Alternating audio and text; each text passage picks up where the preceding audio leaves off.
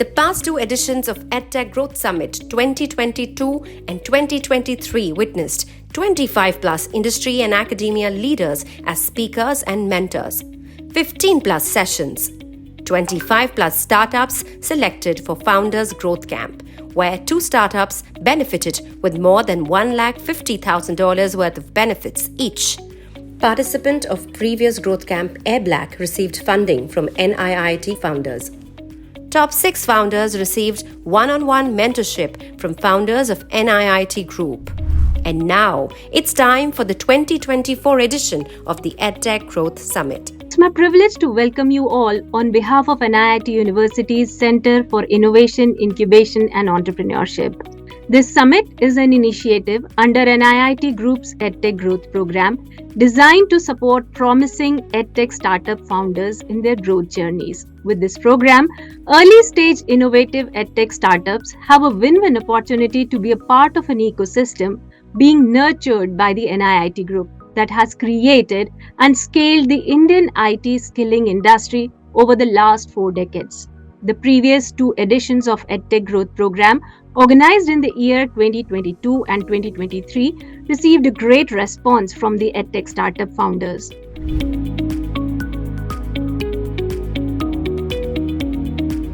Welcome to the 3rd EdTech Growth Summit, hosted virtually by NIIT Limited. I'm Prakash Rupalan, President of NIIT University.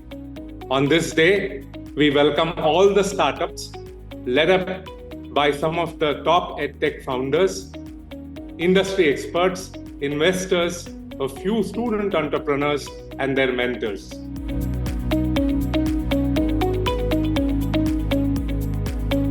So the title of the talk is Disrupting Education with Gen AI, which I think is a little overly dramatic. But the real story is actually even more strange than that dramatic title. Generative AI, in order to be sane, requires educational psychology more than computer science. And education, in order to be relevant, to not be the end of knowing, needs generative AI. Designers will need new skills. These are the new jobs that we need to prepare for. How to build a data set. What does that mean in English? If you have a child, then depending on what you read to the child will turn out one way or the other.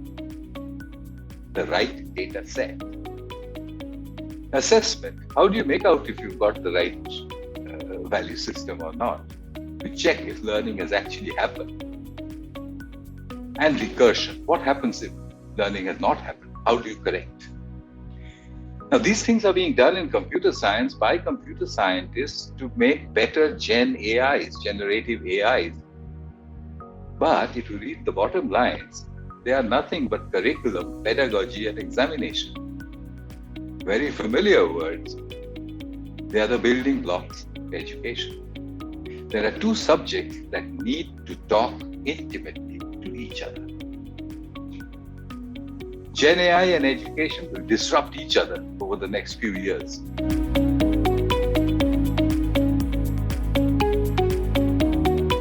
Up next is a panel discussion on search for profitability. What do you think are the key levers for profitability? We often talk about CAC, and talking to there's more to it than just CAC. There are a bunch of other levers. Are there any picking out of there? We remained bootstrapped for a very long time. It was a conscious choice. We started with the view that we need to focus on 2 things to build a compelling business, right? One was obviously unbelievably good customer outcomes, because they are your advocates, and there is no business that has ever been built which is at scale and compelling without your customer speaking for you. Otherwise, it's just too expensive, right?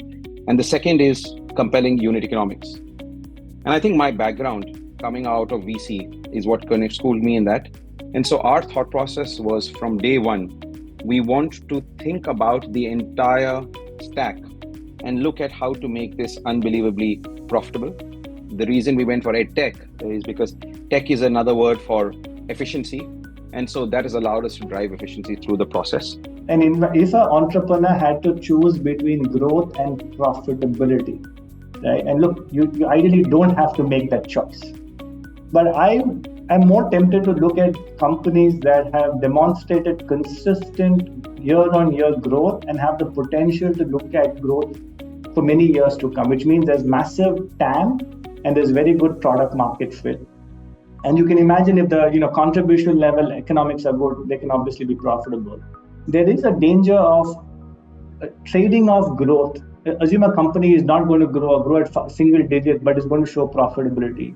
There's a danger to that, which is that, hey, maybe your TAM is not large enough. Maybe you're tapping out in terms of where you are. And you see today in EdTech, given the funding winter and all of that, many companies are not able to continue to grow because they've moved the dial towards profitability. The really good standout companies will be able to grow and grow profitably. Now it's time for another intriguing panel discussion on a very interesting and apt topic, coping with the funding winter.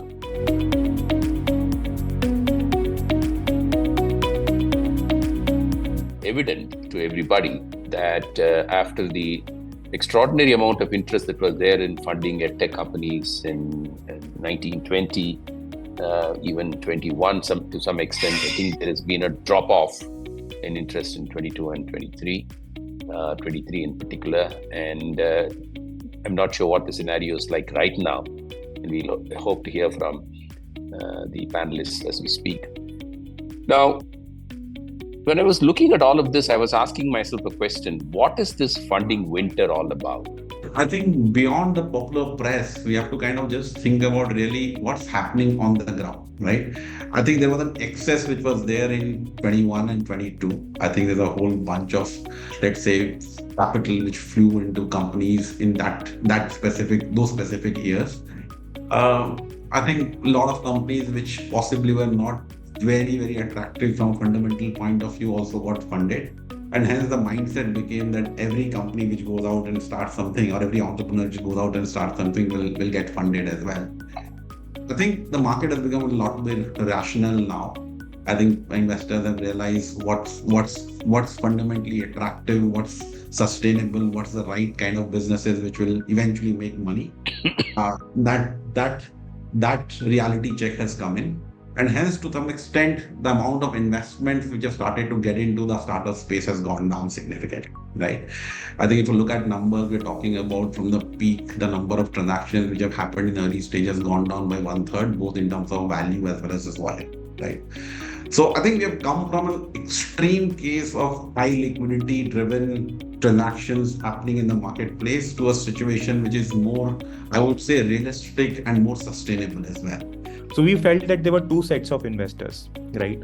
One set of investors were what I personally call the FOMO investors, who suddenly realized that, I'm not missing out on something. And they fell back on the trail and decided to just quit investing in this space.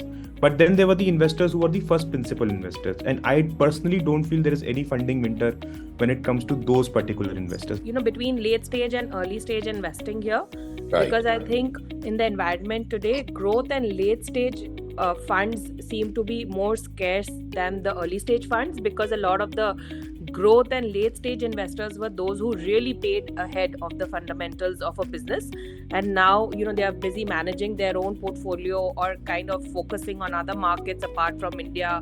So India traditionally has not had very deep domestic pools of capital in late stage, which is why I think the scarcity of funding might be more pronounced in the growth and late stages. Up next, we have the fireside chat showcasing Mr. Sanjeev Bikhchandani in conversation with Mr. Rajendra Singh Pawar on Have We Learned the Lessons Yet?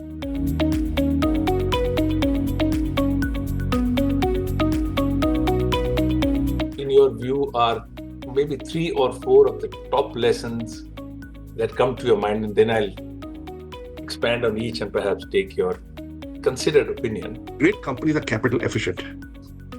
Right? Now, in an era of abundant capital, which we saw from TARP till 2021, 14 years, maybe 10, 12 years, capital efficiency may have gone out of fashion, but it has not permanently gone. It's back in style now, which basically means with less money, can you do more? The third thing is something I always say, and it is related to the first two, which is that the customer's money is better than the investor's money. Because if you're getting the customer's money and you're getting it repeatedly at a price that's higher than your cost, then chances are you have a viable business if you get enough customers, right? And if you're getting customer money, you will almost certainly get investor money, because investors love to invest behind business that are getting the customer's money. On the other hand, if you're getting the investor's money first, it does not necessarily follow you get the customer's money, because getting investors' money sometimes is about impressing a couple of mid-20s MBAs with your PowerPoint, but getting the customer's money repeatedly, is a hell of an achievement, right? And it's a much harder act. It's about having conversations, continuous conversations, open conversations, and disclosures, right? So let's take revenue recognition, right? So let's say you're selling a product at a discount. What should your revenue be? Should it be the full price and you take the discount as part of marketing expenditure? Or should the revenue be the discounted price, where the revenue actually, the money you actually got from the customer? Now, common sense would tell me it should be the latter. But we all know that many companies did the former because they wanted to show higher GMV. And I must confess, in such practices, very often investors were willing collaborators because they wanted the next round in the company to come in at a higher valuation. And therefore you show that. And if competition is showing that, you also show it. So the whole... Or for example, in the kind of business, and NIIT was in, and you're familiar with it. But जब आप if you're in the franchising business, और आप किसी को franchisee बनाते हो, तो एक upfront franchisee fee होती है. Should that go in as revenue in the first year, or should it be amortized over, say, 5, 7, 10 years, whatever duration of the contract is? Right? Now, prudent accounting, true and fair accounting will say it's the latter. But we all know there are enough companies who will do the former just to boost revenue this year, so that they get a high valuation. These are dodgy accounting practices. And here is where I think even if the founder does not have great accounting knowledge, this is where the board, the independent directors, the investors come in and say, "Bhai, ye theek nahi hai, ye theek hai. Ye aise karo." Next in line, we have a panel discussion on designing the ideal hybrid model. What are we exploring? We are exploring the what, why, and how of hybrid. How part is what will mean ideal hybrid. But if you don't understand the why and what of it, then I have a feeling we'll be incomplete in designing that. So with that, may I now request Vikas, Dr. Vikas Upadhyay, to please share the video of Mayank. For me, education has got 3 to 4 broad components. I look at education into 3 broad components, specifically in the context of what we are doing at Upgrad. The first component of education business or education ecosystem is acquisition of customer. How do you reach out to the customer? How do you reach out to prospective learners? How do you engage with them and therefore talk to that individual learner to convince them that your product is the right product for their needs that they're looking at that point of time. Second is the learning play, which is the exact teaching and how people should teach and go through a teaching system over a period of time. And then third one is the outcomes play, which is where people focus on jobs, placements, increasing grades, cracking the right examination, so on and so forth. So when I look at education ecosystem to these 3 components of acquisition, learning, and outcomes, I think hybrid can play a role in all 3 of them in a different way, in a different manner. While at Upgrad, we believe that the second is a very sacrosanct piece, and we personally believe that the second element should happen largely in the online context, which is the learning element, should happen largely in the online context, because in that case you can maintain consistency. There could be some elements of blend, but my personal take is a blend or a hybrid, an offline coming in is a lot more needed in the acquisition front as well as in the outcomes front. Let me explain you what I mean by that. When it comes to acquisition, a lot of us focus on acquiring customers or acquiring potential learners from these digital platforms, search engine or social media platforms coming in. A person shows interest, a counselor will talk to them, they will go and meet them and then try to convince them. I think in that component of it, having physical presence, specifically in a country like India, is very critical. We are seeing in some of the large test prep companies that have got these physical centers located in different places. While they do teaching there, they also use these centers for better credibility, better trust, and better acquisition. I think as Upgrade, we have now sort of committed to opening about 100 plus centers, and this will solve the first part of the problem, which is about acquisition, because if I have presence across different parts of the country, and as they say in India, jo dikhta hai, wo bikta hai, and as you have the last mile presence, credibility, trust, and acquisition become much more seamless. When it comes to learning, while I personally believe that it should largely be online in the context of digital ecosystem, but there are interesting ways that online, offline can be blended. While at Upgrade, we don't believe in that hypothesis, but let me give you an example that an ideal model, if I had to do and revamp everything at Upgrade into a hybrid model, I would use online component as a pre-read before coming to the class, and use the Socratic way of learning and use the classroom-based teaching to deliver the lecture such that the person can start reinforcing the concepts that they have learned earlier. It's easier said than done, but I think if you flip the role of online and offline or define a very clear role of online and offline medium, and hybrid system can really be created in a very meaningful manner. When it comes to outcomes, it's very difficult to sort of position what and how outcomes can be online, offline. So I'll give you an Upgrade example. For example, if you have a job placement and the 100 people who have come for a job drive, which is happening online, I see a conversion of about 10 to 15%. The same thing we did last 2 weeks back on an offline context. About 150 people came for the job drive, and 75 found a job and job outcome. What works in the had worked for us and largely works in the test prep and the coaching domain are 3 or 4 things, right? One is clearly the learning, the pedagogy itself, the delivery of lectures, the testing of students.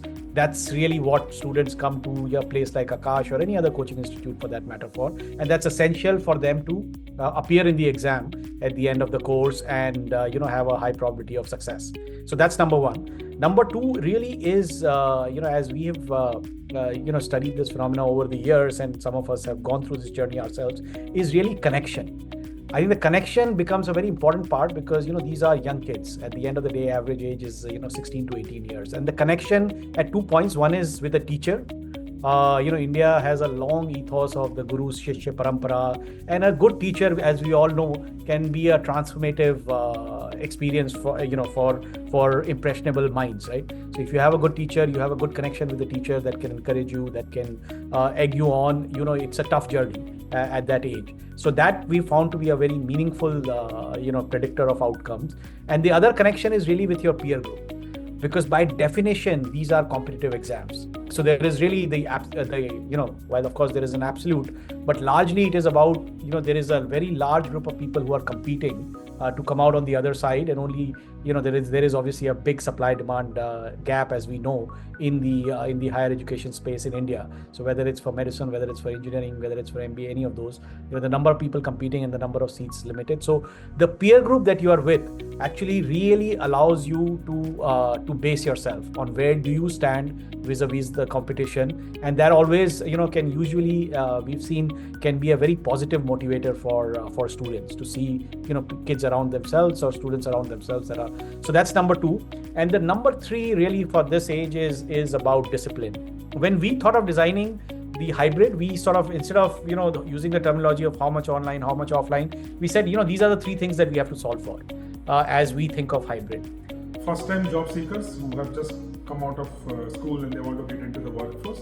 The second set of learners is people who are already into the workforce, early career professionals who want to fast-track their career or want to move to an adjacent field. And finally, the executives who have been in the industry for quite some time and they're looking to reinvent themselves. What part of the training should happen online in a pure play video format? And as you know, most global platforms today that exist, it's all about self-learning. So there are curated programs and you're supposed to learn on your own. Maybe have some community where you can get some help, or maybe some AI-based chat engine that can help you clarify certain doubts. So that's one model where you are primarily responsible for your learning. The other model is that you come to a class with other students who are in the same boat as you, and you try to learn from an instructor. So what combination of training happens in a pure play video format versus what happens through an instructor-led model is also referred as hybrid learning.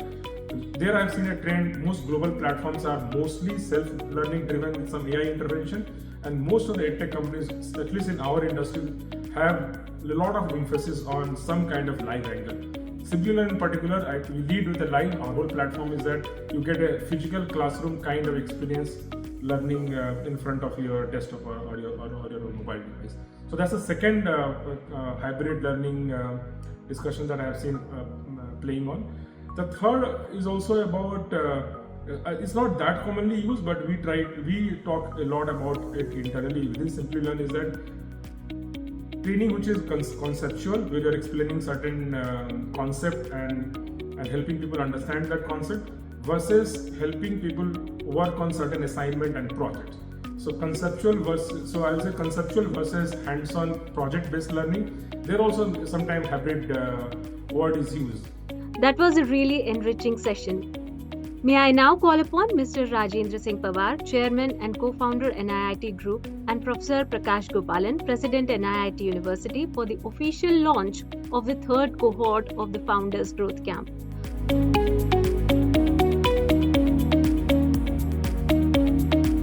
We have to go ahead and see who are the right people whom we can groom for the growth camp that is scheduled to be held at the university between the 3rd and 5th of April.